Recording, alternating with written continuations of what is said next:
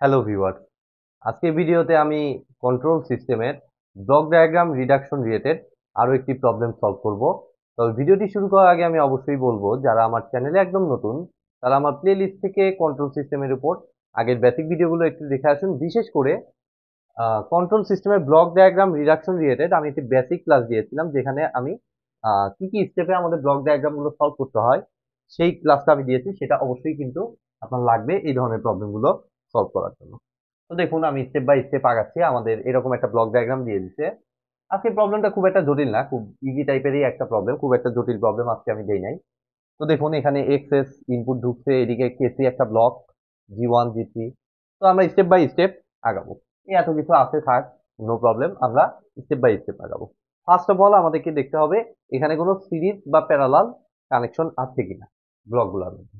তো আমি দেখতে পাচ্ছি কেসির সাথে জি1 এ কোনো সিরিজ কানেকশন নাই, কারণ মাঝখানে একটা প্লাস দিয়ে ঝামেলা করে আছে। জি1 এর সাথে জি3 এরও কোনো সিরিজ কানেকশন নাই, কারণ মাঝখানে এই যে এই দিক দিয়ে এক্সট্রা আরেকটা পাথ বিদ্যমান।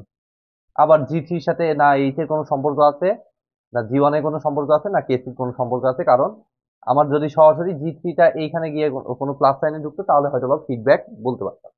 ঠিক আছে, তো এখানে এগুলোর কোনোটার মধ্যেই সিরিজ প্যারালাল কোনো ধরনের কোনো কানেকশন নাই। তাহলে সেকেন্ড স্টেপ কি? সেকেন্ড স্টেপ হচ্ছে আমাদের কোনো ফিডব্যাক কানেকশন আছে কিনা। তো ফিডব্যাক একমাত্র এইটা হওয়ার একটা চান্স ছিল, তো এখানেও দেখতে পাচ্ছি যে হচ্ছে না। কারণ এইখানে আমার এইটুকুর মধ্যে আমার জি3 এর মাঝখানে এক্সট্রা প্যারালাল পাথ, তো জি3 জি1 কেসি এগুলো মিলে আমার এইচ এর সাথে কোনো রকমের কোনো ফিডব্যাক কানেকশন নাই। বাট আমি যদি এই সাইডটায় দেখি, জি1 এর সাথে আপনি একটু জি2টা খেয়াল করে দেখুন। এদিক দিয়ে সুন্দর একটা পাথ, এদিক দিয়ে গিয়ে আমার এই পাথ দিয়ে আমার ব্যাক করছে, অর্থাৎ এখানে আমরা দেখতে পাচ্ছি ক্লিয়ারলি আমার এটা একটা নেগেটিভ ফিডব্যাক। দ্যাট মিনস এটাকে রিপ্লেস করে আমি লিখতে পারতেছি আমাদের ফিডব্যাকের ফর্মুলা কি।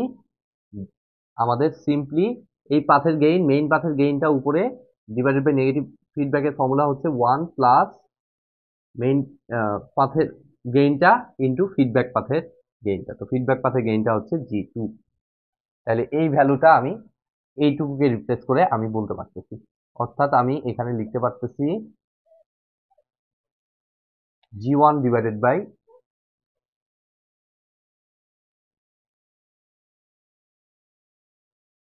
1 প্লাস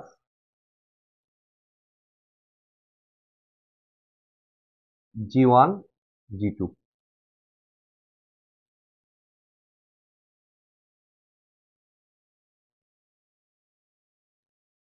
ওকে, এবং এইটা দ্বারা যখন রিপ্লেস করলাম তখন আমাদের এই প্লাসটা আউট হয়ে গেল, জি2টা সিস্টেম থেকে সিম্পলি আউট করে দিলাম। এখানে কোনো প্লাসের আর অস্তিত্ব নাই। এখন আমার একটাই পাথ এদিক দিয়ে। ঠিক আছে, তো এবার আবার আমরা চিন্তা করবো যে এখানে কোনো সিরিজ প্যারালাল কানেকশন আছে কিনা। এখান থেকে ফার্স্টে যাব। হ্যাঁ, ক্লিয়ারলি দেখতে পাচ্ছি কেসির সাথে এটা এবং এটা তিনটা একসাথে সিরিজে কানেক্টেড। আর সিরিজে কানেক্টেড হলে আমি কি রুলস দেখিয়েছিলাম, যে যদি তিনটা ব্লক বা তিনটা গেইন এরকম সিরিজে কানেক্টেড থাকে, তাহলে তাদের নিজস্ব গেইনটা মাল্টিপ্লিকেশন হয়। অর্থাৎ আমাদের কেসি জি1 বাই এইটা ইন্টু এটা, অর্থাৎ আমাদের বেসিক্যালি এখানে আসবে এটা। এখানে আগে একটা কেসি বসায় দেই, জি1 ইন্টু জি3, সিম্পল। তাইলে এখন আর এই এত কিছু লাগবে না, এটা আউট।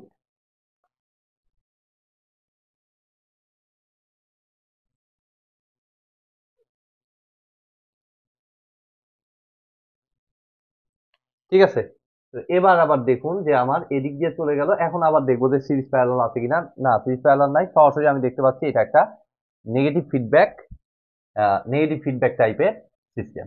ওকে, তো আমি এখন ডিরেক্ট নেগেটিভ ফিডব্যাকের ফর্মুলায় যদি এখন ফেলে দেই, তাহলে এখানে আমার ফর্মুলাটা দেখুন দাঁড়াচ্ছে মেইন পাথের গেইন, যেটা হচ্ছে এই বড় রাশিটা, কেসি জি1 জি3 divided by 1 plus G one into G two divided by 1 plus, negative feedback যেহেতু প্লাস হয়েছে, কেসি ইন্টু জি1 জি3 divided by 1 plus G one G two into feedback পাথের গেইন কত 8। তো এটা হচ্ছে আমাদের মেইন ট্রান্সফার ফাংশন টিএস। ঠিক আছে, তো এটাকে এখন ভাঙতে হবে আমাদের। তো ভাঙলে দেখুন এটার লসাগু হচ্ছে 1+G1G2, এটার লসাগু 1+, এটা তো 1+G1G2 আছে, এটা কাটাকাটি চলে যাবে। তাহলে ফাইনাল রাশিটা দেখুন লসাগু করে একদম যোগ টোগ সবকিছু করার পর আমাদের ফাইনাল রাশিটা দেখুন দাঁড়াবে কেসি ইন্টু G1G3 প্লাস, এটা তো উপরে এইটা, আর নিচে হচ্ছে 1+G1G2 প্লাস কেসি ইন্টু G1G3 ইন্টু 8। তো এটা হবে আমাদের final transfer function. Let me check G1 KC G3 1+G1G2 plus KC G1G3 8। ঠিক আছে, আমাদের সলিউশনের সাথে রেজাল্টটা মিলছে, অর্থাৎ এটা হচ্ছে আমাদের মেইন ট্রান্সফার ফাংশন। তো আমি ফাইনালি এই ব্লকটাকে আমি লিখতে পারি কিরকম, এক্সএস